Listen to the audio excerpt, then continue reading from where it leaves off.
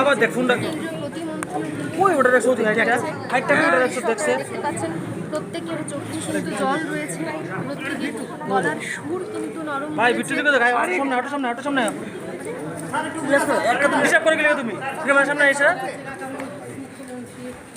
জানি এটা কি তা এটা কাটা মানে বিশাল আমার হাতটা ভাই এটা মনসাদি সামনে ব্যবস্থা করো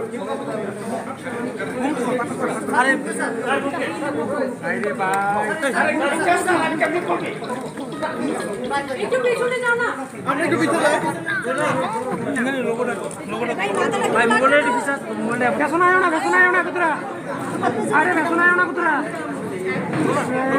পেছনে তারা একটু পিছাও না, দিলে তুমি যেতে পারি। সামনে তারা পিছাও সবাই পিছাও সামনে তারা রাখা দাও, সামনে তারা পিছনে রাখা দাও, তাহলে আস্তে আস্তে পিছাও বড় করে একটু বড় করে পিছাও না এইটা বড় করো এই জমি সম্মান লোগোটা নাও না। আরে আদরণীয় ডক্টর মানিক শাহ মহোদয়কে আমরা অনেক অনেক ধন্যবাদ এবং সাধুবাদ জানাই। উনি সংগঠনে যেভাবে কাজ করছেন অ্যাজ এ স্টেট প্রেসিডেন্টকে নাতে অর্থিক সরকার পরিচালনা সুদক্ষতার সঙ্গে উনি রাজ্যবাসীর সমস্ত আশা আকাঙ্ক্ষাকে পূরণ করবেন, এটা আমাদের সবার পূর্ণ বিশ্বাস রয়েছে। ওনার বিগত দিনের কাজকর্মগুলো তা প্রমাণিত করে আমাদের সমস্ত এমএলএরা একজোটে মানিকবাবুর প্রস্তাব যখন আমি করি সবাই সহমত পোষণ করেছেন এবং ভারতীয় জনতা পার্টি উইথ ডিফারেন্সেস ও সেটা সেইভাবেই আজকে প্রমাণিত হয়েছে। এবং আমি আবারও ডক্টর মানিক শাহ মহোদয়কে অনেক অনেক শুভেচ্ছা জানাই। যেই কাজগুলো আমি শুরু করেছি সেগুলোকে কম সময়ের মধ্যে কিভাবে জনতার কাছে পৌঁছে দেওয়া, মাননীয় প্রধানমন্ত্রীর নেতৃত্বে যে স্কিমগুলো রয়েছে, রাজ্য সরকার স্কিমগুলো রয়েছে, এটাই ওনার মূল দায়িত্ব হবে আর উনি এদের সাথে কাজ করতে সক্ষম হবে। স্যার, যদি প্রত্যেকে সহমত পোষণ করে থাকে তবে এই সিদ্ধান্ত গৃহীত হবার পরে কেন বাকবিতণ্ডা এবং উত্তপ্ত পরিস্থিতি সৃষ্টি হয়েছিল? দেখুন, এই বিষয়ে কোনো সিদ্ধান্ত যখন নেওয়া হয় পার্টি সর্বোপরি, এক দুইজনের ব্যক্তিগত মত থাকতে ব্যক্তিগত মতের সেখানে জায়গা নেই, জায়গা পার্টি, যেটা বললাম বিজেপি পার্টি উইথ ডিফারেন্সেস। তো সেই জায়গাতে পার্টি সর্বোপরি, সংগঠন সর্বোপরি। বিপ্লব দেব আছে, সংগঠন আছে বলে, তো সংগঠন সর্বোপরি। ইক্কা দুক্কা এই ধরনের নিজের বিষয় রাখতেই পারে, তো সে বিষয়ে ভারতীয় জনতা পার্টি এবং সংগঠন তাকে কিভাবে সংযত করতে হয়, কিভাবে কাজ করতে আমরা জানি। নতুন মন্ত্রিসভা কবে শপথ নেবে? নতুন মন্ত্রিসভা কালকে শপথ নেবে, কাল 11:30 বাজে, কাল 11:30 নাগাদ এখানেই হবে এবং তার তৈরি সরকার এখানেই হবে এবং তার তৈরি সরকারের তরফ থেকে। মন্ত্রিসভায় কি নতুন পরিবর্তন আছে কিছু? ও তো কালকে দেখবেন পরিবর্তন কি থাকবে না থাকবে। কতজন সদস্য? সিদ্ধান্তটা হলো সেটা কতটা প্রভাব ফেলবে বলে আপনার মনে হয়?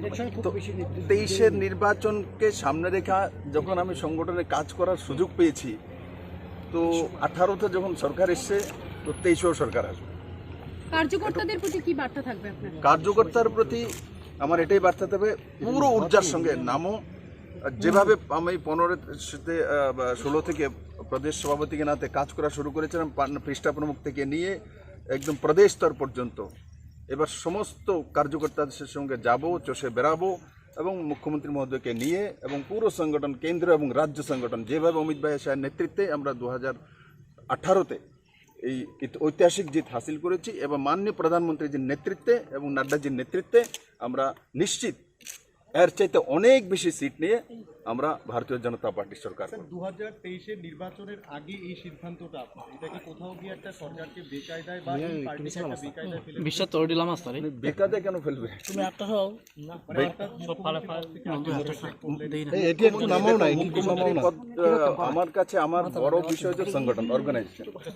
তো সংগঠন থাকলে আমি কোনো গ্যাজেট অফিসার নই, বিরোক্রেট নই। সংগঠন থাকলেই সরকার থাকবে, সরকার থাকলে বিপ্লব থাকবে এমন নয়। সরকার বানানোর জন্য অর্গানাইজেশন চাই। তো সেই জায়গাতে ভারতীয় জনতা পার্টি চিন্তা করে আমার প্রয়োগ যদি সংগঠনে ভালো হয়, তার জন্য সরকার তৈরি হয়, তো সেটাই করা উচিত, আর পার্টি সেটা নির্ণয় করে। তো হঠাৎ করে কেন মন্ত্রিসভার পরিবর্তন করা হলো বা আপনি পদত্যাগ করলেন? বিজেপিতে যখন হয় এমনভাবেই হয়, অন্য দলের মধ্যে ঢাকঢোল পিটা হয়, সব কিছু জানা হয়। বিজেপিতে দেখবেন যখনই কোনো সিদ্ধান্ত হয় ও সার্বিকভাবে নির্ণয় হয়, আর এভাবেই হয়। এটা নতুন হয়। কেন্দ্রীয় নেতৃত্ব আপনার উপর আস্থা রাখতে পারছিলেন না, এই বিষয়টা কি কোথাও রয়েছে যার জন্য এই নির্দেশটা? কেন্দ্রীয় নেতৃত্বের আস্থা কি আপনার উপর ছিল না, বা আপনি অনেকটাই ভাবুক হয়ে পড়েছিলেন? দেখুন, ভাবুক তো ভাই, আমরা ভারতীয় জনতা পার্টির কার্যকর্তা, আমরা পারিবারিক লোক, ফ্যামিলিয়ার। আমরা কমিউনিস্ট পার্টির মতো মেকানিক্যাল নয়। তো স্বাভাবিকভাবে আমি যেই জায়গাটাতে কাজ করি সেই জায়গায় মমতা থাকে প্রত্যেকে। যদি আমি বলি যে না এটা মিথ্যে, এটা হয় না, তাহলে আমি লগন সে কাজ করি, লগন সে কাজ করেছি, সেটা প্রমাণিত করে। আমরা ভারতীয় ভাই, ইমোশনাল তো হবই, এর মধ্যে নতুন কিছু তো নেই। পরবর্তীতে আপনাকে আমরা কোন পদে দেখবো স্যার? পরবর্তীতে আপনাকে কোন পদে দেখবো? পরবর্তী সময়ে কি পদে দেখবে আর কি পদে কাজ করব, সেটা আমাদের রাষ্ট্রীয় অধ্যক্ষ শ্রী অমিত জেপি নাড্ডাজি তয় করবেন। নতুন মন্ত্রিসভা কতজন সদস্যের হবে? আপনি কি বিজেপি রাজ্য সভাপতি পদে ফিরে যাবেন কোনোভাবে? নেই, সে দায়িত্ব কি হবে সংগঠন তয় করবে, আমি তয় করতে পারি না। ভারতীয় জনতা পার্টিতে সর্বোপরি রাষ্ট্রীয় অধ্যক্ষ তয় করবেন, আর অর্গানাইজেশনের মধ্যে যেটা সঠিক সেটাই করবেন। সবদিকে উন্নয়ন হচ্ছে কিন্তু এর মাঝখানে পদত্যাগ করা রাজ্যবাসী মেনে নিচ্ছে না, এটার সম্বন্ধে কি বলবেন? কিন্তু আজকে এই মুহূর্তে যখন আপনি অনেকটাই স্টেবল, আপনার সরকার অনেকটা স্টেবল ছিল, তো স্টেবল বলে তো সিদ্ধান্ত নিয়েছে যে সংগঠনে কাজ করতে হবে। আনস্টেবল ছাড়বো তো কে থাকবে? আপনিই তো বলছেন এখন স্টেবল হয়ে গেছে। স্টেবল হওয়াতে, এখন স্টেবল যখন হয়ে গেছে, বিপ্লব দেবে ফিল্ডের দরকার আছে। স্টেবল না থাকলে আমি বলবো। কোন বিধায়ক চোখের জল ফেলছেন আপনার জন্য, কোন বিধায়ক বিদ্রোহ করছেন, সাধারণ কার্যকর্তারা এটা কিভাবে নেবে, কি বলবেন? ইমোশনস আসতেই পারে। আমাকে ভালোবাসে, সংগঠনে কাজ করি, আমার সঙ্গে কাজ করে, ইমোশনস তো আসবেই। আমি তো ইমোশনাল, তার জন্য এমন করে কার্যকর্তা আমাকে ভালোবাসে, চায় যে নেই এই দৃষ্টিতে থাকুক, আলাদা আলাদা দৃষ্টি থাকে। স্যার, মুখ্যমন্ত্রী পরিবর্তনে কোনো 2047 মিশনের কোনো ধরনের পরিবর্তন হবে কি? বর্তমান মুখ্যমন্ত্রীর প্রতিক্রিয়া, মানিক বাবু আপনার ছোট একই রকমভাবে কার্যকর্তা, প্রদেশ বিজেপির সভাপতি ছিলাম, এখনো আছি। ওখানে পরিষদীয় দল নেতা নির্বাচন করলেন আমাদের করেছেন সবাই। বিপ্লব কুমার দেবের মুখ্যমন্ত্রী হিসেবে থাকাকালীন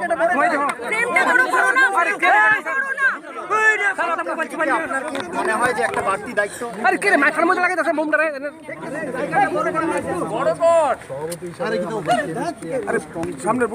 এই বন্ডেজ এবং আপনারা দেখবেন কিভাবে আমরা সবাই মিলে। স্যার, আপনার প্রতিক্রিয়া?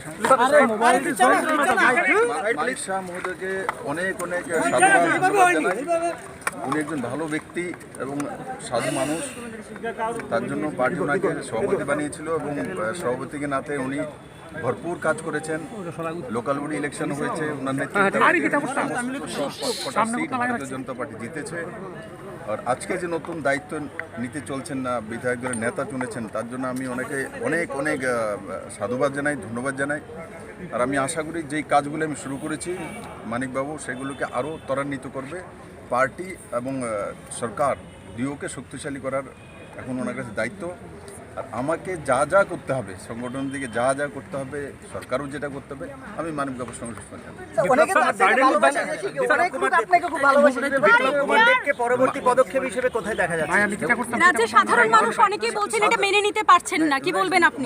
মানুষ আমাকে ত্রিপুরাতেই দেখবে, গ্রামে গঞ্জে শহরে যেভাবে আমি ঘুরি, পার্টির কার্যক্রমে যাই, সেভাবে আমি যাবো। আমি মানুষের পাশে থাকবো, ত্রিপুরাকে আমি ছাড়বো না। ত্রিপুরার মানুষকে যেই ত্রিপুরা দেওয়ার আমি অঙ্গীকার করেছি, সেই ত্রিপুরা নিশ্চিত পাবে। রাজ্যবাসী জানতে চাইছেন হঠাৎ কেন এই সিদ্ধান্ত আপনার? ও পার্টির সিদ্ধান্ত হয়, এমন হয় কোন ব্যাপার না, আগে কাজ করে নি, 23-এ জিতিয়ে নিই আগে পার্টি।